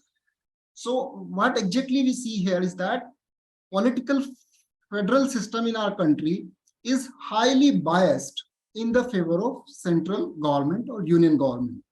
Therefore, we do not call our system as a federal system. Indian system is not a true federal system. It's rather a quasi-federal system, and it is mentioned in the constitution as a union of states. So our constitution doesn't mention that it's a federal country. Rather, it mentions as a union of states. So we have one central government, we have 28 state governments, we have 8 union territories. Within union territories, we have 2 territories with legislature. And then we have local bodies, which have also got constitutional status about 33 decades ago from now. So now we move further, that our constitution clearly demarcates the powers, functions, and responsibilities of each tier of the governance. For example, the state government, the union government is entrusted with 97 subjects, where it has exclusive domain to have intervention, to carry out intervention, to bring law, to legislate, or to spend. So union list has these 97 subjects, and state list has 61 subjects. Somewhere it is mentioned at 66 subjects. So because originally there was some of the subjects are merged basically. So we keep the state list as 61 subjects, and the state list comprises of those subjects where the state governments have exclusive domain. That means the state governments only can make law or can carry out intervention, expenditure, etc. But there is a clause in the constitution under which it is possible for the central government to override the state power in the national interest. Then, like GST was implemented by the government in the national interest, invoking that clause. Now, our concurrent list comprises of 47 subjects. Now, concurrent list has these 47 subjects where both center and states have overlapping jurisdictions. It means center and state both can exercise their power authorities on these areas. For example, education, healthcare, so these are areas where the central and state both can operate together. And our constitution, after the amendment, also included functions for panchayats and local bodies also. Apart from this division of functions and responsibilities, our constitution clearly demarcates the powers to raise taxes, the jurisdiction of taxation of central and state governments. Central government can raise variety of big taxes like personal income tax, corporation income tax, excise duty, custom duty, and now central goods and service tax, CGST. Apart from that, state governments are empowered to collect taxes now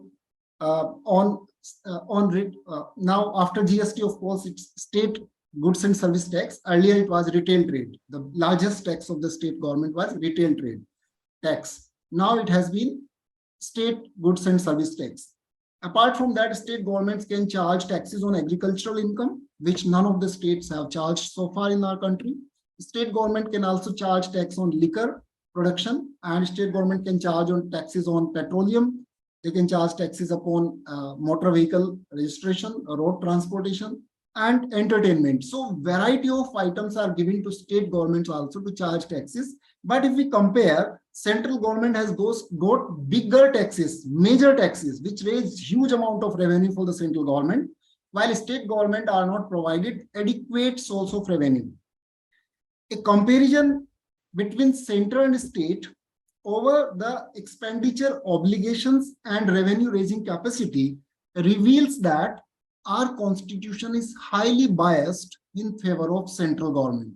Central government has got major taxes to collect revenue, and central government has also got other powers to raise debt, loan, etc., and loan from foreign countries. Apart from that, central government is not assigned major obligations towards public.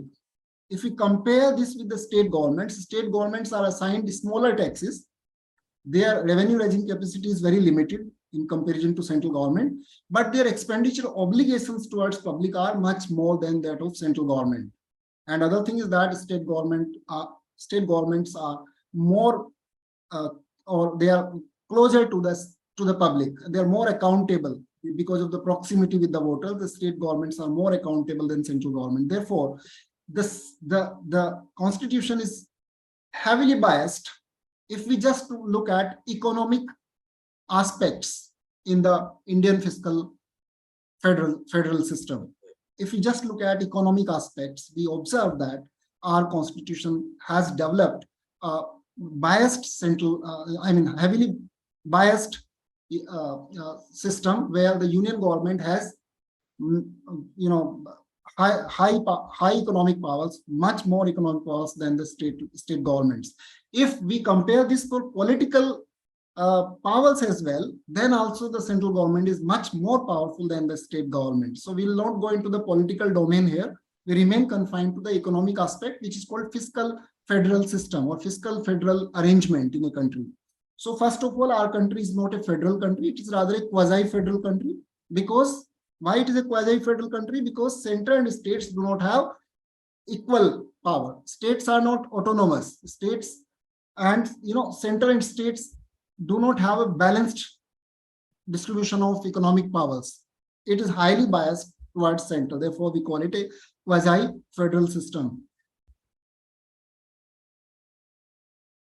We can have a look at what taxes central government can collect. That tax revenue, direct and indirect taxes, and it also collects revenue from non-tax revenue sources, which are variety of sources within non-tax revenue sources. And state government also has tax revenue from direct and indirect taxes. But as I mentioned, that direct tax here is just that agricultural income tax, which none of the state government has started so far. Non-tax revenue comprises of various type of revenue state government raises when it provides variety of services to people. Transfer from center and state. The third one is very important here. While the constitution is biased in favor of center, there is a provision of an independent finance commission. An independent finance commission is constituted every 5 years since independence, and so far we had 15 finance commissions. The role of the most important role of the finance commission is to transfer funds from center to state. So state government get a huge amount of money from center government. Of course, the central government raises huge amount of money from its big taxes, but out of those taxes, a part has to be shared with the state governments. For example, 15 Finance Commission has recommended that 41% of the revenue from all the central taxes must be given to state governments, 28 state governments, right? So transfer from center to state is a major source of income for state governments. And if you look at local governments has also given some powers to raise taxes. The most important of that is property taxation. Okay, property tax can be charged by local bodies, municipalities and municipal corporations. And they can also have some, indirect taxes. Property tax is direct tax. They can also have indirect taxes, like they can charge taxes on local sale and purchase of goods, like mandi fees, like octroi, or they can charge taxes upon amusement activities within the local jurisdiction. Apart from that, they also raise non-tax revenue when the local bodies provide certain services like water supply, like hospitals or education. They can charge some fees which they collect as non-tax revenue. Apart from that, the last and the most important source of revenue for local bodies is transfer from state governments. So you see that there is a parallel system between center and state and between state and center. So every state within its jurisdiction must provide adequate funds to the local bodies to carry out their functions. As we go here, we have already discussed this, that the fiscal federal system in our country is biased. So as I just mentioned, that the biased system results into vertical imbalance between center and state. There is a vertical imbalance.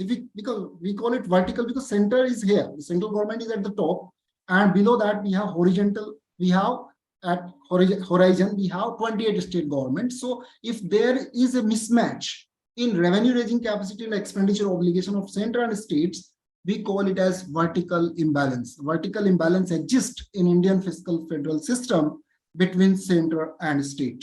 Apart from this vertical imbalance, what other important feature our federal system, our fiscal federal system has is a horizontal imbalance. Apart from vertical imbalance, we have a horizontal imbalance. What does that mean? Horizontal imbalance. We see that our 28 states differ among themselves. All the states are not identical.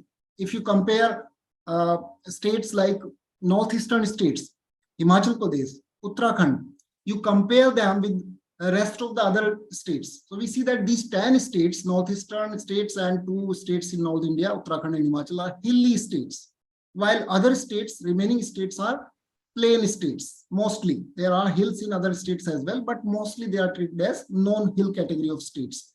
Among non-hill category of states, you see that there are states with differences. For example, Rajasthan has huge desert area and Kerala has vast coastlines. Similarly, Odisha has, vast reserves of precious minerals, right? And similarly, Haryana has very good agriculture. So UP has highest population in the country. Okay, so we look at various states in terms of their demography, their geographical area, their physiography, the per capita state GDP, and per capita expenditure by the state on delivery of public services. So we observe that while we have a very rich state like Goa, we have Karnataka, very rich state, Maharashtra, Punjab, Haryana. We also have very poor states like Odisha, Chhattisgarh, Jharkhand, and some states in Northeast. So there is a wide, variation among the states in terms of their revenue raising capacity and their expenditure requirements. This is called horizontal imbalance. If all the states are identical in terms of all the parameters, then we will not call it as horizontally imbalanced system. But because there are wide differences among the states, we call it horizontal imbalanced system in our fiscal system, fiscal federal system. So there is a need to remove these differences in the distribution of funds. The second important role of the Finance Commission is to allocate funds among these states according to their needs, according to their revenue raising capacity, according to their expenditure obligations, according to other parameters as well, which we will see soon. So role of finance commissions are basically two. One, to remove vertical imbalance between center and states, and second, to remove or reduce horizontal imbalance among the states. So first task which Finance Commission does, it decides what percentage of total revenue from taxes of the central government is to be transferred to states, and second, how that money to be distributed among 28 unequal states. If all the states are equal, you can outrightly say that distribute equally. But because the states differ, there is a need to distribute that money in an equitable manner, in a fair and transparent manner. And this requires the Finance Commission to develop a formula which is fair, which is transparent, right? So we'll see that formula as well. You can also have a look at that state governments receive funds from Finance Commission vertical devolution. The technical term used here is vertical devolution. It refers to sharing of funds from central tax revenue with the states. It is called vertical transfer from top to states, like, so it's called vertical devolution or vertical transfer. And apart from vertical transfers, Finance Commission also recommends certain grants. These grants are sometimes specific purpose grants, sometimes general purpose grants. General purpose grants are provided to states on the recommendation of Finance Commission to meet their need revenue gap, which still exists even after the Finance Commission vertical devolution. And apart from that, some specific purpose transfers can also be recommended by Finance Commission to accommodate the specific needs of the state. For example, Rajasthan has vast desert area. Specific needs can be there. Or largest number of monuments are in the state, in the Rajasthan state. Or, I mean, these are just some examples. There can be many such examples where the Finance Commission can provide specific purpose transfers, and sometimes these transfers are just for merit goods. Then last one is CSS transfer. CSS transfer, as has been mentioned previously in this session by keynote speaker. So CSS transfers are centrally sponsored schemes transfers. Central government has variety of schemes.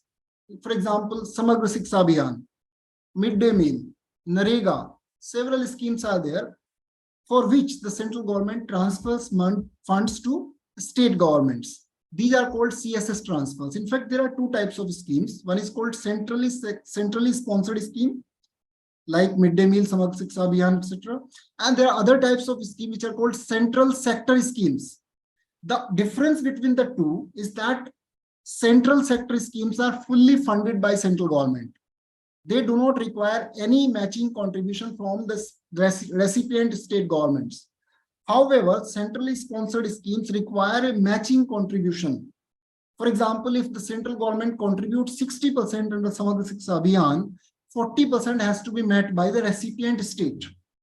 And therefore, centrally sponsored schemes are often objected by poor category of states like Odisha, Jharkhand, Chhattisgarh, etc., because they are unable to meet 40% and they are unable to take full advantage of the 60% which the central government does give. And on the other hand, Punjab, Maharashtra, Haryana, they often get large amount of share under CSS transfers. Other thing which I would like to mention here, that the matching contribution which is required under CSS transfers is different for hill category of states and non-hill category of states. Hill category of states are called special category of states, which require 10% contribution from recipient states like northeastern states, Uttarakhand or Himachal, and remaining 90% is given by central government. Under general category of states, remaining 18 states, the matching contribution can be different for different schemes, like Samagra Shiksha I mentioned, it's 60 and 40. So three different channels through which the central government transfers funds to the state governments, and these CSS transfers are mainly through various ministries. And of course, I would like to mention that these schemes are confined to few central ministries like Ministry of Rural Development, Ministry of Women and Child Development, Ministry of Education, Ministry of Health, etc. Only few such ministries have most of these schemes through which the transfers are made to state governments. We can skip some of them. So in this PPT, it has been shown that pre-Niti Aayog, before Niti Aayog, what system we had transfers from Finance Commission as well as through Planning Commission. As we remember that Planning Commission prepared 5-year plans and annual plans for the country, and through those plans, funds were transferred.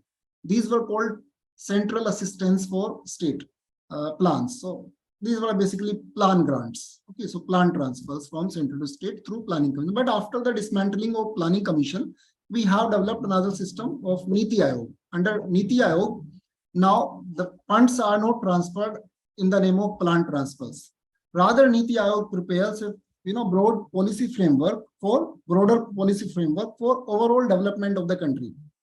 So now we have a system post 2015, post Niti Aayog, we have a system of transfer from central to state, where Finance Commission transfers are given to states and transfers through union ministries in the name of centrally sponsored schemes, and central sector schemes are provided. So right hand side of this PPT shows those post 2015 scenario.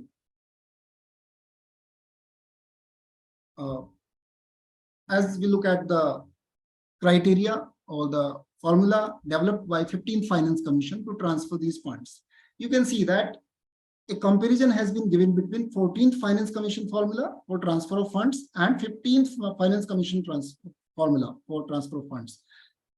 Basic difference you can see is in terms of the weight attached to the population.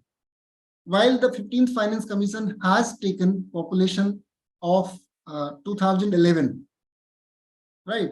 The previous Finance Commission took the population of 1971 as well as the population of 2011. They took even Election Commission and Finance Commission, Planning Commission, they took population of 1971 for many years. Now, 15th Finance Commission onwards, this practice has been abandoned. Now, only they look at population of 2011 in the population parameter, but population performance or demographic performance has been added into the indicator in the 15th Finance Commission as one of the parameter of the formula, demographic performance, which will take into account how well different states are performing in their population control. So we look at the criteria of 15th Finance Commission, where weights are attached to population of the state, area of the state, forest and ecology, income distance, tax and fiscal efforts, demographic performance, and this total is 100%. So think of like this, suppose there are 1,000 crore rupees to be distributed among 28 states. How to distribute that 1,000 crore rupees? If we say equal amount to each state, it becomes totally unfair, unjustified, okay, and therefore will not be liked by many states. So therefore, we have to develop a formula which takes into account the needs of the states. Need arises from population, because a state like Uttar Pradesh will have to serve largest number of people, and therefore it requires largest amount of money on that particular parameter count. Second is area. Largest state like Rajasthan will obviously require more amount of money than any other state on that count, because larger the area to serve, more amount of money the state government has to expend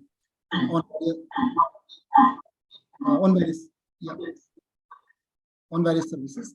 Then forest and ecology has been added in the previous Finance Commission also. Forest cover was there because now there is a thrust on environmental protection and ecology. So 10% weight is given to forest cover and environmental performance of the state. So 10% is the weight attached to this. So obviously Arunachal Pradesh will get highest amount of money on this account, because Arunachal Pradesh has highest fraction or share of highest area in terms of percentage of the total state area under forest cover. I think 80% of Arunachal Pradesh is under forest cover. So it requires more amount of money in the sharing than other states to preserve this forest and to preserve the ecology. Then income distance. Income distance is observed on the basis of highest, richest state.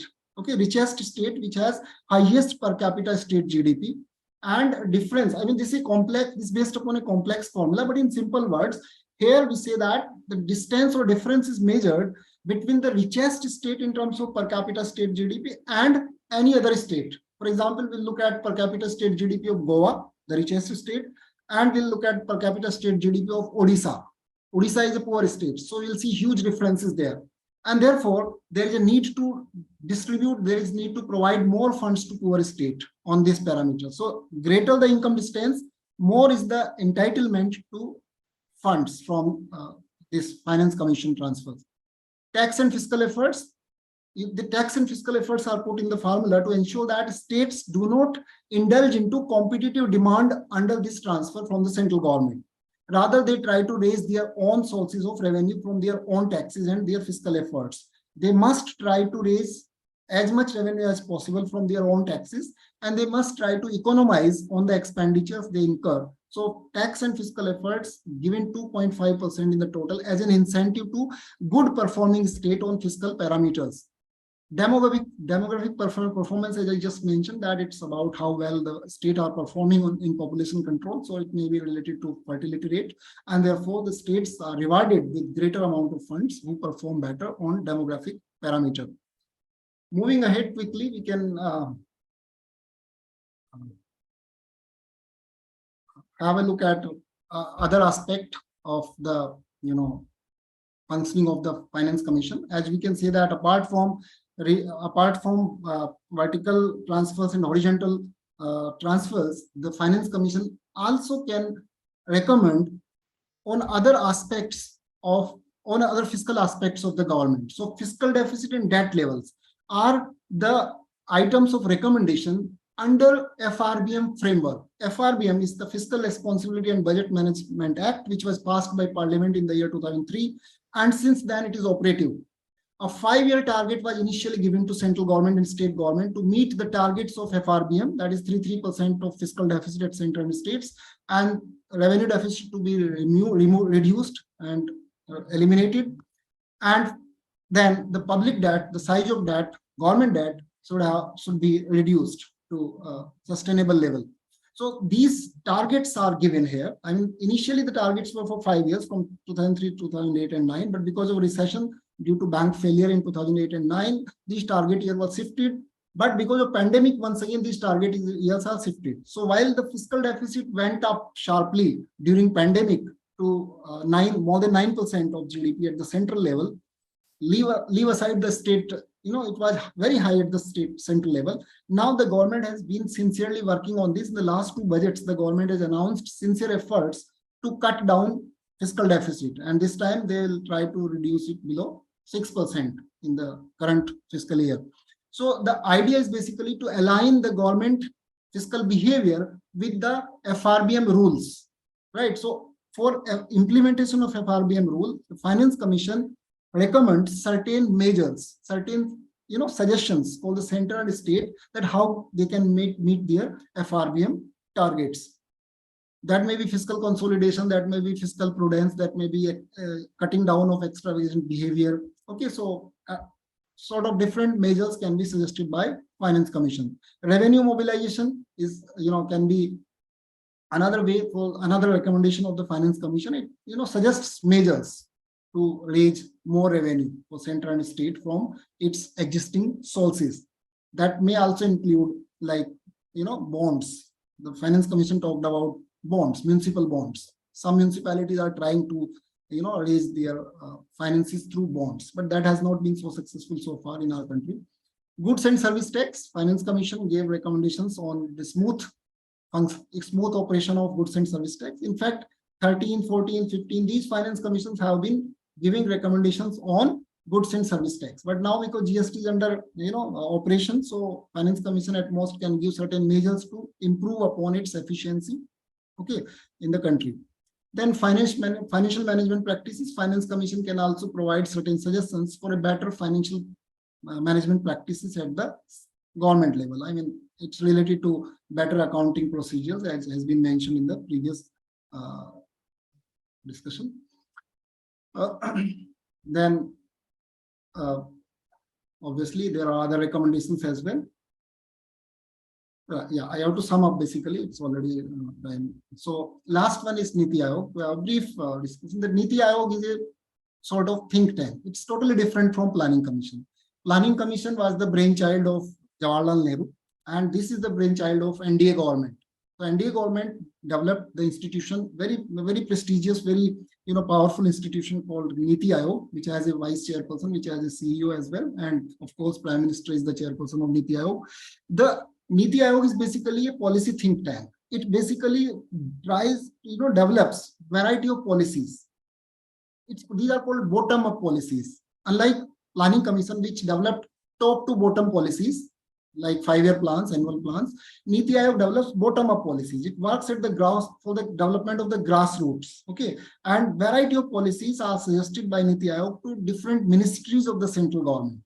So the role of the Niti Aayog involves basically formulating or preparing national development plan and also monitoring the progress of the government towards sustainable development goals, that how well the economy is performing on sustainable development goals. There are 17 sustainable development goals developed by United Nations, to which India is a signatory. India has signed, and therefore it's committed to obtain these sustainable development goals within the time frame prescribed, like by the year 2030.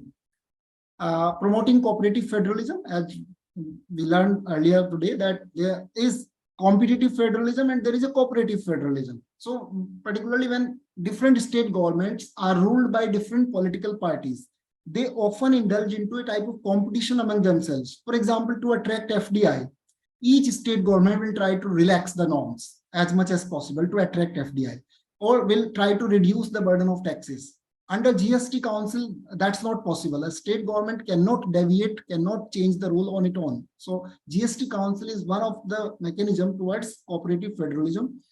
And competitive federalism may also result into malpractices by different states. So there is a need to promote cooperative federalism, towards which Niti Aayog works. It designs such policies which are acceptable commonly to all the states. States do not have resentment against these policies. So basically, the role of cooperative federalism is also partly with this interstate council chaired by Prime Minister, and now partly handled by Niti Aayog. Particularly the economic aspects of policies is handled by Niti Aayog to ensure that the country moves forward in the development direction through cooperative federalism. Means that there be balanced development across the country. Some states should not be left out of the process of development. Some people should not be left out of the process of development. So it talks about inclusive development for people and for different areas of the countries. Then only there will be cooperative federalism.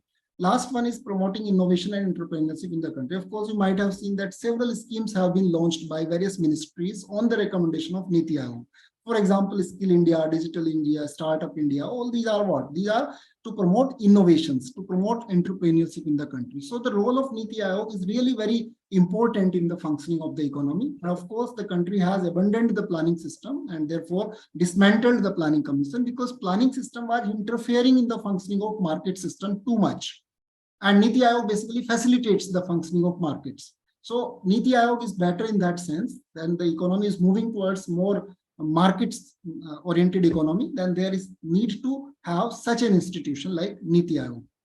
So with this, I think I have exceeded the time, Anand sir. So I would not take more time. I would like to stop there. And I would like to thank you, all of you, for giving me this an opportunity with such an eminent personalities. Thank you to the entire ICI team. Thank you, Rajiv sir, for the wonderful deliberation. Indeed, it was a great pleasure to listen to you, as this was the first webinar in the series. It is very beneficial for all of us to understand how the funds of the government are allocated, what are the role of the Niti Aayog and Finance Commission, what is the difference between 14 Finance Commission and 15 Finance Commission. So thank you for sir for the wonderful deliberation once again. I would like to request all the participants, those who are willing to take the benefit of CP credit, they can claim unstructured CP credit of 2 hours as mentioned by Kimisha Soni madam, and would like to further request all of the participants to take benefit of the series as maximum as they can. Thank you once again to all of you. Thank you, sir.